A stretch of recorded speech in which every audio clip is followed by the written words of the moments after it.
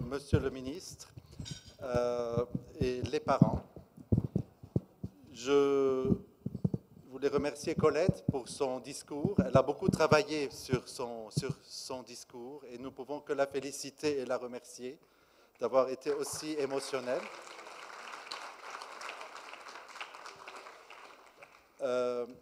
Je la remercie aussi d'être le seul invité ce soir, parce qu'il paraît que l'année passée, il y en avait 7 et que c'était un peu long.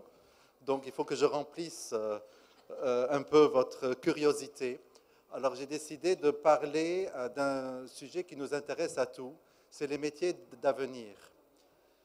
Avant de parler de ce sujet, je dois parler un peu de mon parcours. Donc, j'étais à Jamour jusqu'en 1977. Nous faisons partie de la promotion de la guerre. Enfin, certains d'entre vous l'ont, c'est-à-dire que plus de 70% de notre classe vit à l'étranger, parce qu'on a dû quitter et on n'a pas pu revenir parce qu'il y a eu plusieurs guerres après. Et donc, donc cette année, nous fêtons les 40 ans. Et Anis Barakat, qui fait partie de la promotion, essaye d'organiser ça. Et à l'époque, comme disait Colette, il n'y avait que beaucoup de médecins. Les métiers d'avenir, c'était la médecine, les ingénieurs, les avocats pour reprendre le flambeau de leur famille. Mais il n'y avait pas grand-chose à part ça. Et donc, je suis gérant de portefeuille, je suis basé en Suisse, j'étais à Londres. Et ce qui est passionnant dans mon métier, c'est qu'on a une fenêtre sur le monde entier. On a la possibilité de voir l'évolution du monde. Les compagnies viennent nous rencontrer, elles nous disent quand elles marchent bien, quand elles ne marchent pas. Et d'un coup, vous dites que vous avez raté le coche quand vous entendez parler de robotique ou de digitalisation ou de digital marketing. Par contre, si vous avez la curiosité de demander à vos enfants c'est quoi, ils vous regardent de travers en disant mais comment vous ne savez pas? Donc, je vais un peu parler de tout ça. Donc, après, quand j'ai commencé à travailler, le pétrole était je sais pas, à 40 $, c'était une crise, donc tout le monde voulait être ingénieur chimique ou pétrolier, puis c'était le computer engineering, puis après ça, les gens ont voulu faire de la finance. En 2008, au sommet de toutes les bourses et de toute la bulle, tout le monde voulait faire de la finance et de la banque. Et puis maintenant, je peux vous dire que notre métier n'intéresse plus beaucoup les jeunes. Maintenant, c'est faire des start-up. On veut faire notre start-up. Pour vous donner une idée, en 2008, quand Apple a créé son iPhone, il n'y avait pas de WhatsApp, il n'y avait rien, il n'y avait pas d'application. Aujourd'hui, c'est un marché de 100 milliards de dollars. Donc, on peut être inquiet pour les métiers qui disparaissent, mais on peut aussi soulever le regard en disant « Waouh, d'où est-ce que c'est venu ça ?» Des jeunes que nous aidons, que nous accompagnons de l'AUB ou autres, on les voit aller chez Google ou à Seattle ou chez Amazon parce qu'ils ont créé des applications qu'ils peuvent vendre. La révolution, on a toujours évolué très vite. Le problème que nous avons tous, c'est que ça va plus vite, ça va de plus en plus vite. Dans le temps, quand la voiture passait de 100 km/h à 200 km/h, ou le train, ou l'avion, ou le Concorde, bon, ça mettait 10 ans, 20 ans, 30 ans. Aujourd'hui, c'est de plus en plus rapide. Et donc, vous avez certains politiciens qui disent qu'il faut taxer les robots. D'autres vous disent ce n'est pas normal, on n'a plus de boulot, il n'y a plus d'avenir. En fait, au milieu, il faut être un peu plus circonspect sur tout ça. Warren Buffett, dans son discours il y a un mois, quand il a parlé à ses actionnaires, il y en a 40 000 qui viennent chaque année, c'est le gourou de la finance, il a dit « Ma seule erreur, c'est de penser, de ne pas réaliser que le patron d'Amazon, disons Jeff Bezos, pouvait faire autant d'argent et réussir autant sans avoir $1 de capital. Il n'a ni usine, ni dépôt, ni stock. C'est un intermédiaire. Et si vous allez plus loin, vous appliquez ça à Facebook, vous appliquez ça à Uber, qui est la plus grande compagnie de taxi au monde, mais qui n'a pas une voiture. Vous avez Airbnb, qui a le plus grand hôtel du monde, n'a pas un hôtel. Et donc, le monde change très vite. Et c'est un peu Amazon, qui est le plus grand commerçant en livres, il n'a pas un livre, il n'écrit rien du tout, il n'a même pas besoin d'aller les sélectionner. Donc, l'évolution va très vite. Mais il faut revenir en arrière pour avoir confiance dans l'avenir. Il y a 200 ans, 80% des gens étaient dans l'agriculture. Aujourd'hui, aux États-Unis, il n'y a plus que 1%. Et si vous allez dans 20 ans ou dans 30 ans, il y aura 0,1%. Donc, si vous étiez à New York il y a 100 ans, 20% des métiers de New York dépendaient du cheval. Donc, quand la voiture est venue, il y a 20% de gens qui se sont retrouvés au chômage. Et c'était la catastrophe. Où est le métier d'avenir? Eh bien, ils se sont tous recyclés. Et l'Amérique, aujourd'hui, n'a jamais eu un chômage aussi bas que maintenant. Donc, la révolution industrielle a commencé avec la mécanisation. Une fois que ce n'était plus le corps humain qui faisait le travail, mais c'était la mécanisation. Donc, il y a eu le train, la voiture. Puis, l'électricité a été une très grande révolution. Et maintenant, depuis 20 ans, c'est l'Internet. L'Internet et la connexion. Avoir un Internet seul, comme le Minitel, c'est bien. Mais avoir un Internet connecté au téléphone et connecté à tout le monde, au monde entier, c'est la révolution, parce que personne ne pouvait deviner ces métiers. C'est-à-dire que quand cet Internet a été créé, personne ne pouvait savoir où est-ce qu'on allait aller. Et donc, dans ce changement, Google, qui faisait une présentation, qui est venu nous voir il y a 2 mois, nous a dit que 50% des métiers tels qu'on les connaît aujourd'hui vont disparaître d'ici 20 à 30 ans. Et 70% d'ici. Donc, s'il y a 50 ou 70% qui disparaissent, qu'est-ce qui va être créé? Parce que, bon, on ne va pas déprimer, mais les métiers qui disparaissent sont autour de nous. Vous n'achetez plus de disques, vous n'achetez plus les livres, on achète encore peut-être au Liban, mais de plus en plus le Kindle et Amazon et autres, ou même vos journaux, vous n'achetez plus de journaux. On parle de la voiture sans conducteur, mais si vous pouvez faire une voiture, vous pouvez faire un avion sans conducteur, un bus, un camion. Bientôt, les bus de Jamrour n'auront plus besoin de chauffeur. Et il est dit que la prime d'assurance baisse parce que les machines auront moins de problèmes que le chauffeur de voiture ou de camion. D'ailleurs, vous avez ça dans les drones. Regardez les armées, tout est mécanisé. Maintenant, c'est un drone qui est commandé dans des bases en Amérique, qui va bombarder des gens en Irak ou autre. Donc, de plus en plus, au début, quand les métiers partaient, on disait que c'était l'école bleue. Donc, dans une usine, au lieu d'avoir 1000 ouvriers, il y en avait 500. Maintenant, c'est l'école blanc. Et quand vous voyez le col blanc, vous devez regarder près de vous. Finalement, si vous êtes un médecin, vous êtes un psychologue, vous êtes un psychiatre, je ne pense pas qu'une machine puisse vous remplacer, elle va vous assister. Mais si vous êtes un radiologue, peut-être qu'une machine peut mieux lire. Si vous êtes un généraliste et qu'on doit vous diagnostiquer une maladie, les examens et l'intégration de ces machines peuvent peut-être mieux apprendre. Maintenant, ces machines, c'est quoi?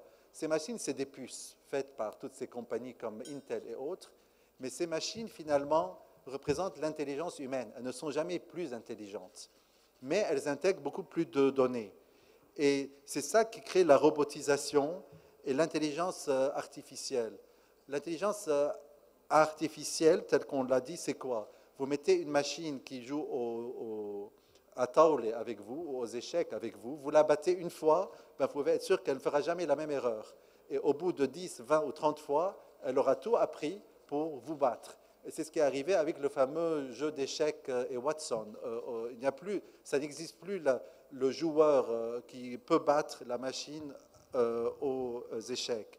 Donc, tout ce que l'être humain fait, une machine devrait le faire mieux. Mais ce qui veut dire que ça s'arrête à un certain niveau. L'intelligence sociale, elle n'est pas là. La machine ne peut pas accompagner une personne âgée dans sa détresse, elle ne peut pas accompagner les gens dans leurs problèmes. Donc, il ne faut pas combattre. Maintenant, il y a 2 façons de voir ces machines, et c'est très, très intéressant. D'un côté, il faut être très bon en maths, et en physique, et en chimie. Si vous allez à San Francisco aujourd'hui, il n'y a que des programmeurs. Ils sont là pour programmer, pour créer des algorithmes. Donc, Je suis sûr que certains d'entre vous ont des enfants là-bas aux États-Unis, dans la côte ouest, et pour toutes ces compagnies. Et ça, c'est vraiment, ils sont dans le big data, dans les algorithmes. Quand vous achetez un livre sur Amazon, il vous dit, les gens qui ont acheté ce livre vous conseillent d'acheter d'autres livres. Quand vous essayez d'écrire un texte sur votre iPhone, il vous corrige automatiquement. On ne fait plus de fautes d'orthographe maintenant. L'autre jour même, j'ai envoyé un message à ma fille en français, il me l'a traduit en anglais sans que je demande rien. Donc c'est extraordinaire, mais c'est ça ce que les machines font.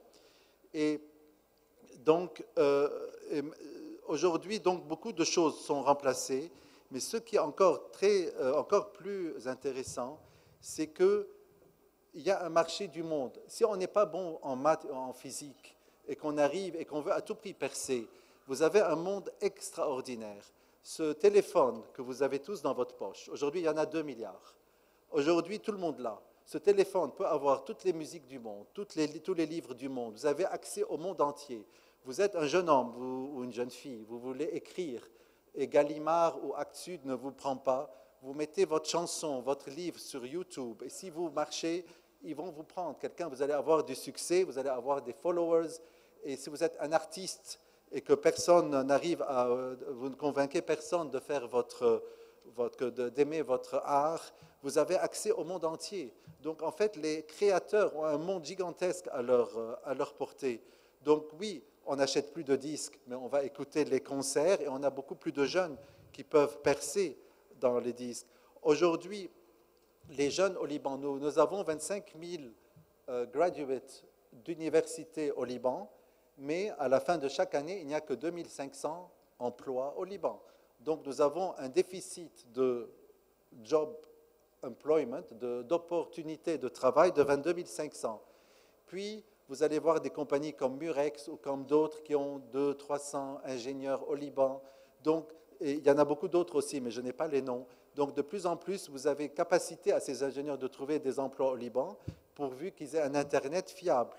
Donc, on n'a pas besoin de voyager si on a la qualification. Le problème qu'on a, c'est que le monde a changé. De notre temps, on étudiait 5 à 10 ans et on allait travailler dans une banque, dans une usine, dans une société de pub. Aujourd'hui, si vous ne renouvelez pas votre connaissance d'une manière constante, ce qu'on appelle le constant learning, vous êtes out. Si votre enfant ne trouve pas un travail dans les 3 ans où il finit son diplôme et qu'après 3 ans, il essaie de trouver du travail, c'est très, très difficile. Il n'est plus en phase avec le monde. Juste pour parler un peu de mon cas, j'ai un fils qui a fait des études d'économie. Il est allé travailler dans la finance 2-3 ans.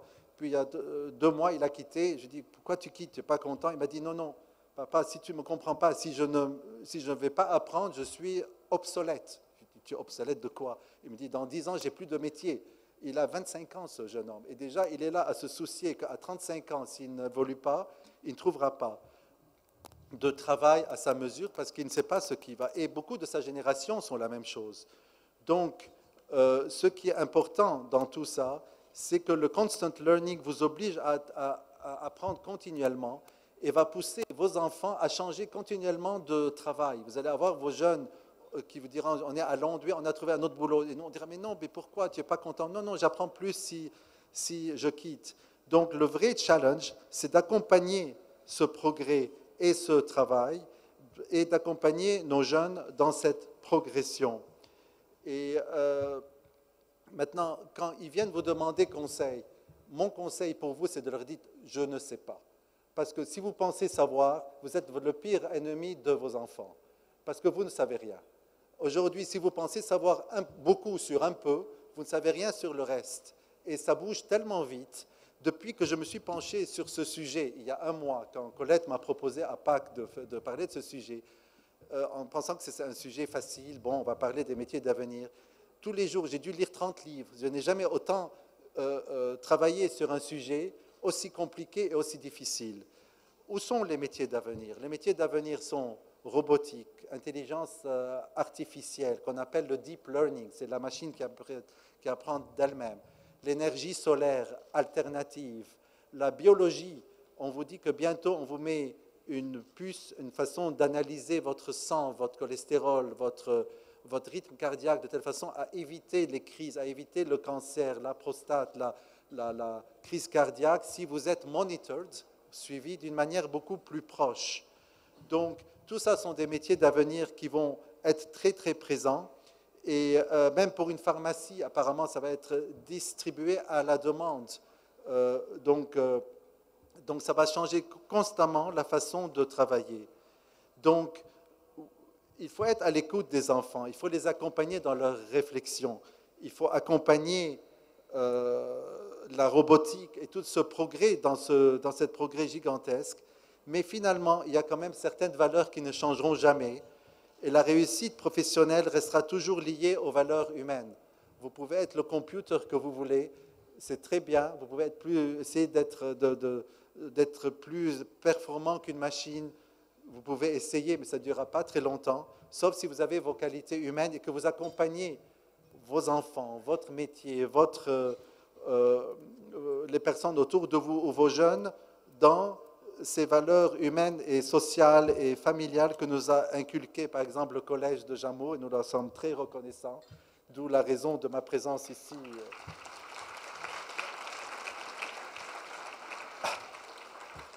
Ils ont un grand défi, c'est d'accompagner ces cours et ces leçons. Je suis sûr qu'ils en ont, mais mis à part, j'ai une jeune fille qui rentre aux universités, aux États-Unis. Elle m'a dit ils ont ajouté 20 cours qui n'existaient pas du temps où ses frères, il y a 5 ou 7 ans, étaient là-bas. Ces 20 cours sont leadership, start-up, entrepreneurship, comment créer une application, comment réagir en groupe. C'est-à-dire qu'aujourd'hui, de plus en plus, l'évolution, plus de la moitié des gens, d'ici 10 ou 20 ans, ne vont plus travailler pour un grand groupe industriel ou financier ou bancaire. Ils vont travailler pour eux. Vous allez être celui qui va aider le programme. Vous allez être votre chauffeur dans Uber. Vous allez être la personne qui va louer sa maison. De plus en plus, ça va être le self-individual avec le constant learning dans le monde dans lequel on se dirige. Donc voilà, j'ai voulu partager un peu tout ça avec vous. Je suis sûr que si je continue à lire, je trouverai encore plus de choses. Mais je peux vous dire que c'est un sujet sans fin qui est abordé par plein de gens. Et je vous remercie pour cette invitation.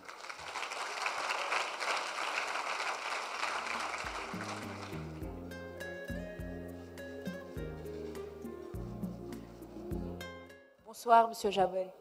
Je voudrais connaître le secret de votre réussite.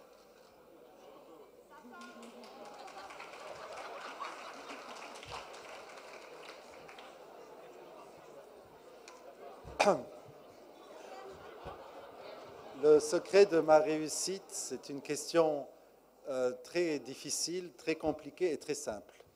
Ne jamais oublier d'où on vient, ne jamais oublier la chance qu'on a eue d'être exposé aux études et à l'éducation religieuse et scolaire et universitaire à un moment où d'autres n'avaient pas cette possibilité, d'avoir la résilience, à l'époque, quand on avait 15 ans, on recevait des coups de boxe tout le temps quand on était au Liban. De la guerre, il fallait quitter, il fallait revenir, il fallait repartir et survivre à tout ça et ne jamais baisser le cap et garder toujours les valeurs humaines. Et donc, j'aimerais remercier aussi, si je n'en parle pas d'elle, je vais être engueulé, donc de ma femme qui en bonne personne de Jamhour et de Nazareth aussi. Donc aussi, pour beaucoup d'entre vous, c'est partie de la réussite d'être toujours accompagné d'une personne qui vous soutient. Mais la vraie chose, c'est vraiment travailler beaucoup, beaucoup, beaucoup, comme tout le monde, et garder des valeurs humaines, mais je ne sais pas quoi dire d'autre, et être ouvert à tout, être vraiment ouvert à tout.